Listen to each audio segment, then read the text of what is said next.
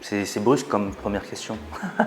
Bon, déjà, il faut déjà expliquer les techniques différentes. On va dire que en tatouage, il y a les lignes, faire du remplissage, faire des ombrages, faire de l'ombrage en pointillé, c'est-à-dire du paper shading. Une autre technique pour faire des points, le dot work. Voilà, c'est point par point. Voilà.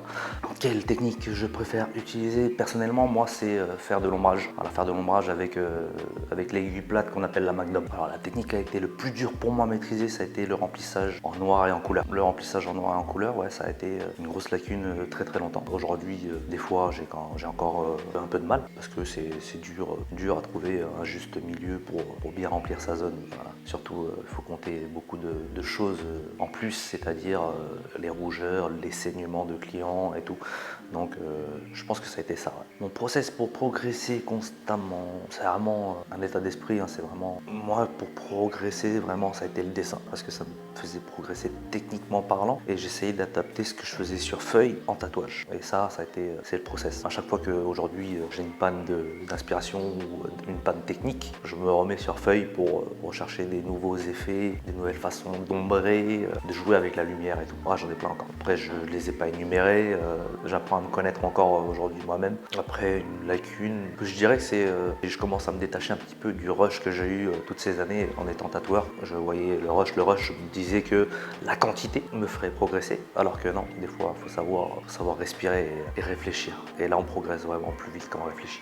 Comment mon mindset agit sur ma technique? C'est mon mindset, il me dit tu peux apprendre plus, tu peux développer plus, tu peux vraiment maîtriser les bases et aller au-delà en utilisant ces bases-là pour nourrir tes pièces. On va dire j'ai les bases. Voilà. On va dire j'ai les bases, les techniques que je maîtrise pas. C'est oui, il y a des techniques que je maîtrise pas. Par exemple, on va se mettre sur un style, le réalisme couleur, je suis largué parce que techniquement c'est quand même compliqué. C'est beaucoup de connaissances couleur. C'est quand même pas évident de faire quelque chose de réaliste en couleur. On peut pas dire que je suis passé par un mentoring. Une amie qui est devenue tatoueuse m'a montré les bases. Voilà, m'a montré les bases pendant 2-3 jours. J'ai pas vraiment eu de mentor. Ouais, il y a des marques, par exemple des marques de machines qui ne me plaisaient pas forcément au niveau de comment ça piquait, comment ça frappait. Voilà. Après, il y a eu aussi des aiguilles qui ne me plaisaient pas parce qu'elles étaient trop agressives ou trop molles. En fait, c'est pas évident de se donner un temps d'assimilation d'une technique parce qu'en fait, plus tu vas pratiquer cette technique, plus tu vas la maîtriser. Et des fois, entre 15 pièces, on ne touche pas à cette technique. Par exemple, le paper shading, je le fais pas partout. Je le fais de temps en temps quand il y a de la texture et tout. Ça se trouve, je peux avoir 15 pièces avant de pouvoir retoucher à du paper shading. C'est ça en fait, plus on touche à la technique et plus on se l'approprie vite. Oui, il y a une base. Hein. Il y a une base vraiment, il y a une base à apprendre. Voilà. À savoir tracer à bonne profondeur, à savoir remplir sans faire de trous, à savoir ombrer sans faire de trame ou ombrer en faisant des trames intentionnellement. Il y a une base. Voilà. Techniquement parlant, c'est par période. Par période, des fois, je me dis. Bon, faut que je sorte de ma zone de confort. Et il y a des fois, je me dis, bon, je reste dedans.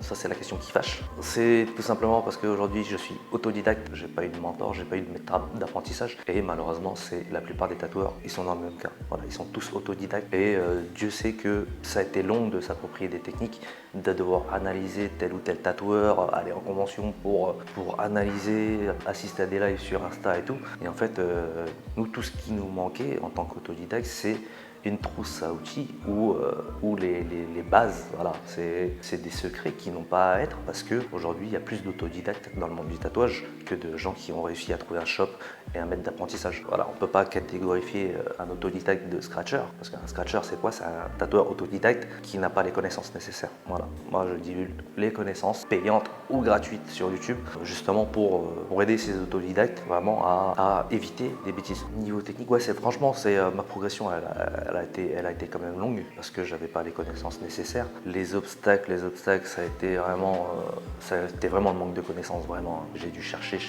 moi-même à travers 15 pièces, 20 pièces, comment faire un effet ou un dégradé potable. En fait, on peut pas forcément créer nos propres techniques, mais on peut trouver vraiment un réglage machine ou une sortie d'aiguille plus ou moins grande pour arriver à un effet qu'on aime. Aujourd'hui, je suis toujours dans cette recherche. Je ne peux pas dire que j'ai créé ma propre technique parce que je n'ai fait que on va dire, m'inspirer d'une base pour développer un cachet artistique qui me plaît via les réglages, via le voltage, via la sortie d'aiguille et via les encres que j'utilise. Ouais, complètement, hein, complètement, ouais. En tant que tatoueur, ouais, c'est quand même passionnant d'apprendre une nouvelle technique. Ouais.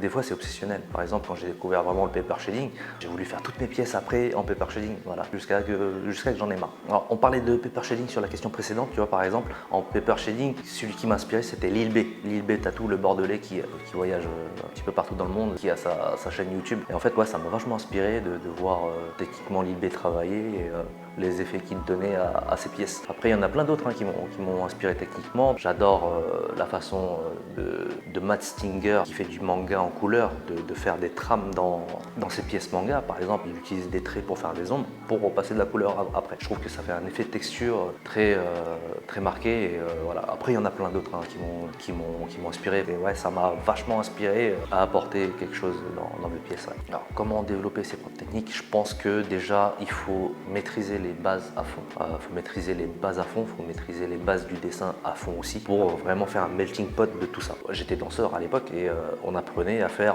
un mouvement, le mouvement basique, et au final on apprenait à aller au-delà en s'appropriant le mouvement. Voilà, par exemple dans la technique on apprend à ombrer. Il y a plusieurs façons d'ombrer. Après, comme je disais tout à l'heure, c'est question de réglage et tout. On peut ombrer de façon douce, comme ombrer de façon vraiment tramée, où on voit nos coups d'aiguille qui donnent une dynamique en plus qu'un ombrage lisse, par exemple. Ouais. C'est juste une vision des choses, mais il faut maîtriser les bases à fond d'abord. Techniquement parlant, c'est vraiment le médium qui va changer, tu vois. Parce qu'un crayon et une machine à tatouer, c'est pas pareil. Mais on peut retrouver des similitudes. Par exemple, sur un stylo bic, il y en a plein qui dessinent des portraits, machin, au stylo bic. On gère beaucoup la pression. Sur une machine à tatouer, c'est pareil, selon les effets qu'on veut. Par exemple, si on veut quelque chose de clair, on va juste être en surface pour vraiment avoir un ombrage très doux et très clair. Que ce soit au stylo bic ou avec une machine à tatouer, faire quelque chose de très rempli, ben voilà, une pression supplémentaire.